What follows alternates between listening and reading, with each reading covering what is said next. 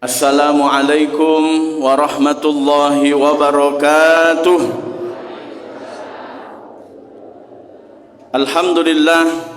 Alhamdulillahilladzi bini'matihi tatimmus shalihat.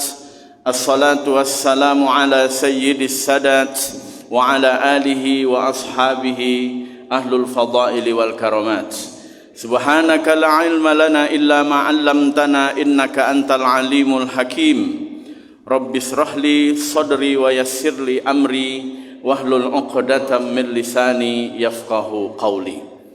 Qala Allah Ta'ala fil Qur'anil Karim. A'udzu billahi minasy syaithanir rajim. Bismillahirrahmanirrahim.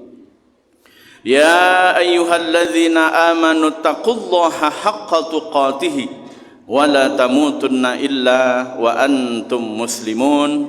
Shadaqallahul azim. Jamaah para tetamu Allah, jamaah Masjid Agung Ar-Rahman, jamaah salat fardu zuhur yang insyaallah kita semua orang-orang yang dimuliakan oleh Allah Subhanahu wa taala. Dimuliakannya kita pada siang ini oleh Allah Subhanahu wa taala karena Allah masih melimpahkan nikmatnya kepada kita. Salah satu nikmatnya yang paling besar itu adalah nikmat iman. Walamma yadkhulul imanu fi qulubihim, ketika iman masuk ke dalam hati kita, hati menjadi lembut. Ketika hati lembut, ringan kaki melangkah ke masjid. Ibu-ibu jamaah majelis taklim BKMT datang ke masjid ini dari berbagai kecamatan, dari berbagai majelis taklim datang. Kenapa? Ada iman dalam hatinya. Ketika iman masuk dalam hati, hati menjadi lembut. Ketika hati lembut, ringan kaki melangkah ke masjid. Bapak-bapak banyak juga urusan yang lain, kerja masih banyak. Tapi karena ada iman, panggilan sholat itu dia datangi, tenang, sejuk di masjid. Dia mengharapkan ketenangan itu.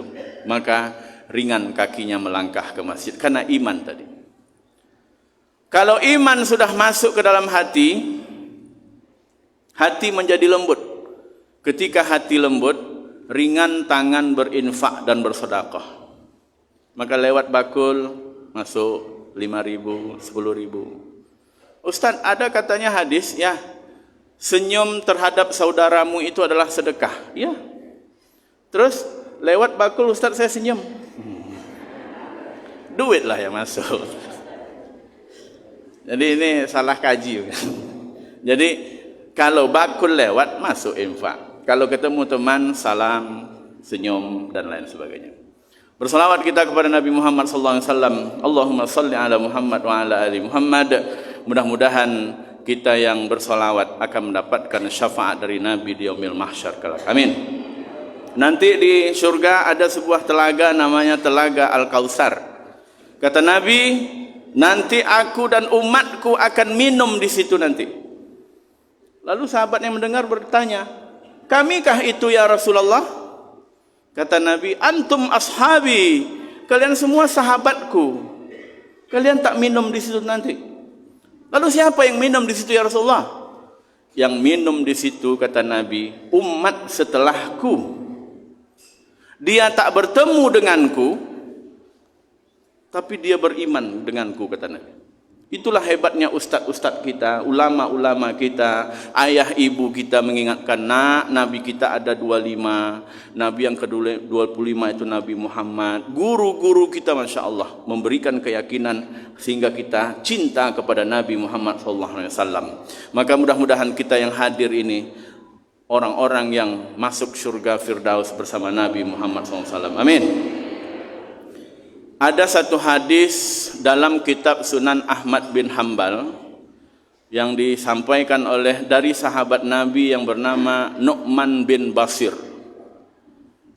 Ada dua ungkapan Nabi yang akan kita bawa pulang nanti menjadi bahan renungan kita. Bagi yang sudah, alhamdulillah. Bagi yang belum, mari kita mulai.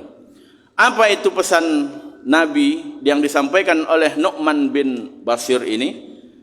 Man lam yashkuril qalil lam yashkuril katsir. Siapa yang tak bisa mensyukuri yang sedikit, maka dia tidak akan bisa mensyukuri yang banyak. Saya nanti aja lah Ustaz, kalau udah banyak dapat rezeki, dapat nikmat, baru saya bersyukur. Dia tak sadar bahwa datangnya nikmat yang besar itu berasal dari pandainya kita mensyukuri nikmat yang kecil. Dengan mensyukuri yang kecil itu menjadi pengundang, menjadi penyebab datangnya nikmat-nikmat yang lain kepada kita. Apa contoh nikmat Allah yang menurut kita kecil tapi sebetulnya besar? Apa itu? Bisa terbuka kelopak mata pagi tadi. Terbuka, alhamdulillahillazi ahyana ba'dama amatana. Itu nikmat. Ada orang yang tak bisa terbuka matanya lagi. Kenapa? Inna lillahi. Itu nikmat. Tapi kita lupa mengecilkan itu, padahal itu luar biasa besar. Nikmat apa lagi Ustaz? Sehat. Ibu sehat? Dek sehat tu bisa datang ke masjid Ustaz. Walaupun kaki sakit-sakit, kata datang. Semangat ibu-ibu, Masya Allah. Dua nikmat yang selalu Bukhari. Yang pertama nikmat sehat, yang kedua nikmat lapang waktu.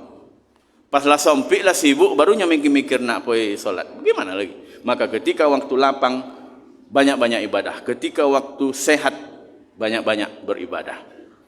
Paring di rumah sakit, dengar dia suara Ustaz Afrizal solat, memanggil solat, hayya 'alas shalah. Masuk ke dalam jendela masjid, rumah sakitnya itu suara azan.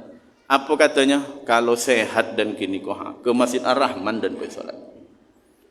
Tapi pas lah sehat, bekok lah kan waktu masih panjang. Jadi siapa yang pandai mensyukuri yang kecil, yang sedikit, maka dia akan pandai mensyukuri yang banyak.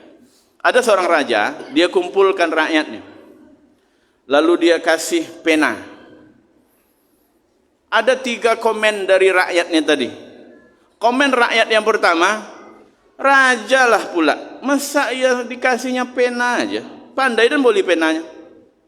1. Rakyat yang kedua, jadilah dapat pena daripada ndak sama sekali. Rakyat yang ketiga, apa kata dia? Saya tak memandang penanya, tapi yang saya nilai adalah siapa yang memberikan pena itu. Biar saya bisa pulang kampung nanti saya ceritakan, ini pena raja yang memberi. Kita seperti itu juga Pak. Maka syukurilah apapun yang ada yang telah Allah berikan kepada kita, maka itu akan menjadi pengundang datangnya nikmat-nikmat yang lain kepada kita, insya. Yang kedua, man lam yashkurin nas, siapa yang tak bersyukur kepada manusia, lam yashkurillah, maka dia tidak akan pandai bersyukur kepada Allah. Ada seorang pengusaha sukses di Jakarta diwawancara oleh TV nasional. Hadir dia di studio, ditanya, Bapak sukses, siapa yang paling berjasa sehingga Bapak bisa menjadi sukses seperti ini? Lalu dia jawab, ada seorang teman, waktu saya berangkat dari Sumatera ke Jawa, dialah yang memberikan saya tumpangan satu kamar di rumahnya sebulan penuh menjelang saya dapat kerja, sampai saya menjadi seperti ini, jasa dialah. Jasa temannya yang memberi tumpangan sebulan di rumahnya itu dia kenang. Tapi jasa ibunya yang menumpangkan dia 9 bulan 10 hari dalam perut emaknya tak pernah dia kenang. Na'udzubillahi min. Maka saya, Bapak bisa seperti ini bukan karena Bapak hebat, tapi mungkin karena ada doa emak kita ketika malam dia tahajud, ya Allah, jadikanlah anakku itu orang baik, jangan jadikan dia hantu. 9 bulan 10 hari kita dalam perutnya Pak, tak pernah kita berterima kasih kepada emak kita, kepada ibu kita. Mungkin ada maaf sebesar kelingking, ujung kelingking ini mungkin kotoran kita ada termakan oleh dia. Ini sedang makan. Awak lolok. Jago awak, mungkin maaf pup, pipis, nangis. Tak tenang dia kalau anaknya nangis, digantinya popok itu dulu. Dibersihkannya anak itu dulu. Lupa nyuci tangan. Hah, makan. Yang golak berarti pernah. Begitulah orang tua kita itu. Tapi kenapa setelah kita sukses berhasil, kita melupakan dia, tak berterima kasih kepada dia? Maka kalau masih ada ayah ibu kita, Masya Allah, itu nikmat yang luar biasa bagi kita semua. Berbaktilah kepadanya, walaupun kita bawa pun dia haji, kita umroh pun dia tak akan bisa membalas satu teriakan dia ketika sakit melahirkan kita bersimbah darah itu. Dia hanya ingin kita sehat, kita baik-baik, kita menjadi orang baik. Dia ingin melihat kita bahagia saja sudah senang hatinya.